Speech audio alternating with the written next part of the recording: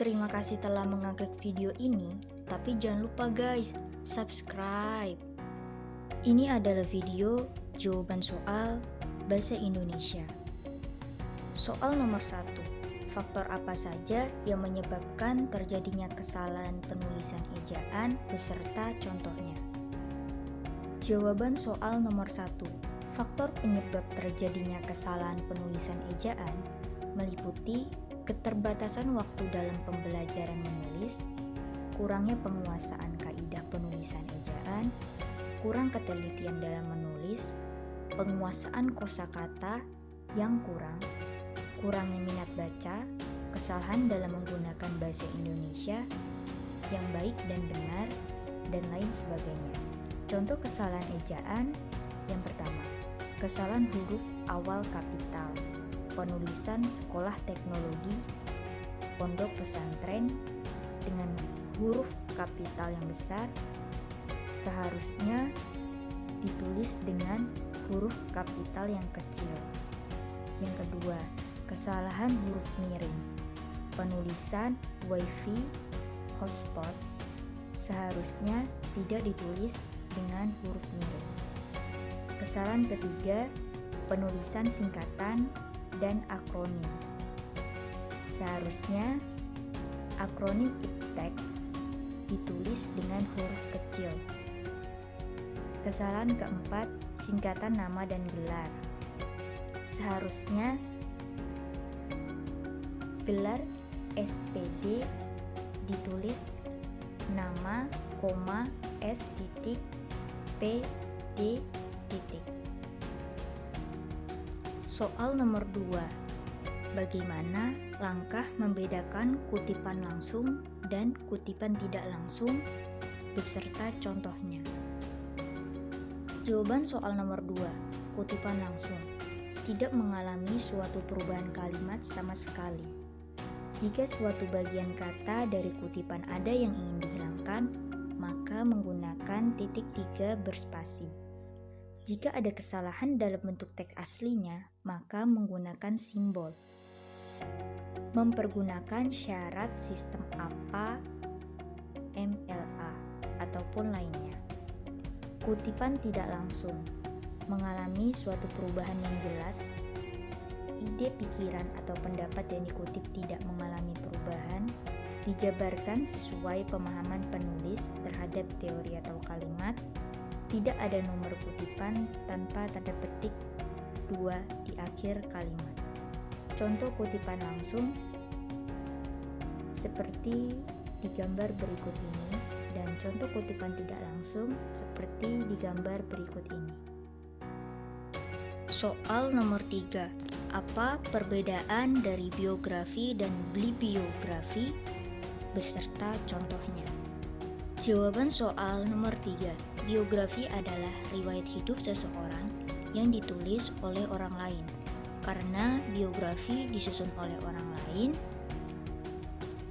dalam menulis biografi, biasanya penulis biografi mengandalkan berbagai sudut pandang terkait tokoh, serta bermacam dokumen pendukung. Contohnya, dalam biografi ada bagian orientasi, seperti gambar berikut ini, ada bagian kejadian dan masalah, dan reorientasi. Bibliografi adalah daftar buku atau karangan yang merupakan sumber rujukan dari sebuah tulisan atau karangan atau daftar tentang suatu subjek ilmu. Dan bisa dikatakan bibliografi adalah daftar pustaka. Ini adalah beberapa contoh bibliografi. Yang pertama terdiri atas 1 orang penulis, yang kedua terdiri atas 2 orang penulis, yang ketiga terdiri dari 3 orang penulis, dan yang keempat penulis lebih dari 3 orang. Soal nomor 4. Apa perbedaan makna antara kata pukul dan jam jika dilihat dari penggunaan untuk menunjukkan kata sebagai pergantian waktu beserta contohnya? Jawaban soal nomor 4. Perbedaan makna kata jam menunjukkan masa atau jangka waktu, yang sering juga kita sebut sebagai durasi. Sedangkan penggunaan kata pukul adalah untuk menunjukkan saat atau waktu di mana peristiwa akan terjadi. Contoh bentuk kalimat yang tepat guna dan digunakan secara benar. Pertama, rapat di kantor itu akan dimulai pada pukul 10. Kedua, kami bekerja selama 8 jam sehari. Soal nomor 5. Bahasa berdasarkan hakikatnya merupakan sistem bunyi bermakna. Apa kaitannya antara sistem bunyi bermakna dengan pengguna bahasa? Jawaban soal nomor 5. Terdapat banyak definisi yang dibuat oleh para ahli tentang bahasa, tergantung penekanannya. Tetapi dari yang banyak itu dapat dirumuskan bahwa bahasa adalah sistem lambang bunyi ujaran yang arbiter yang digunakan untuk berkomunikasi oleh masyarakat pemakainya. Definisi lain tentang bahasa adalah sistem lambang atau simbol bunyi yang berkembang berdasarkan suatu aturan yang disepakati oleh pemakainya. Setiap lambang bahasa memiliki makna atau konsep. Karena suatu lambang bunyi itu memiliki atau menyatakan suatu konsep atau makna, maka dapat disimpulkan bahwa setiap suatu ujaran bahasa memiliki makna. Misalnya, lambang bahasa yang berbunyi kursi mengandung konsep atau makna suatu yang dipakai sebagai tempat duduk. Kata manusia atau human wajib disebut dalam definisi bahasa karena hanya manusia yang bisa berbahasa.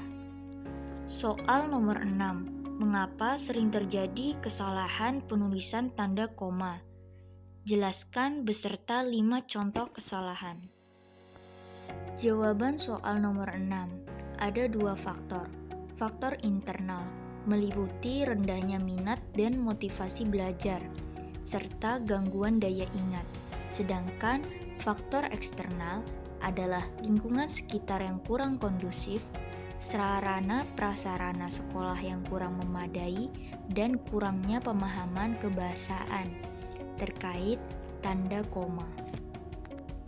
Ini adalah 5 contoh penggunaan tanda koma.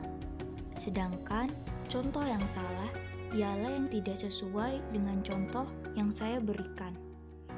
Tanda koma yang tidak sesuai dengan apa yang sudah diatur adalah kesalahan. Soal nomor 7. Apa perbedaan dari makna tanda titik 2 dan tanda titik koma? Jelaskan disertai 2 contoh. Jawaban soal nomor 7. Perbedaan tanda titik koma adalah tanda baca dengan beberapa penggunaan terutama untuk jeda pada kalimat dan pemotongan pada suatu daftar.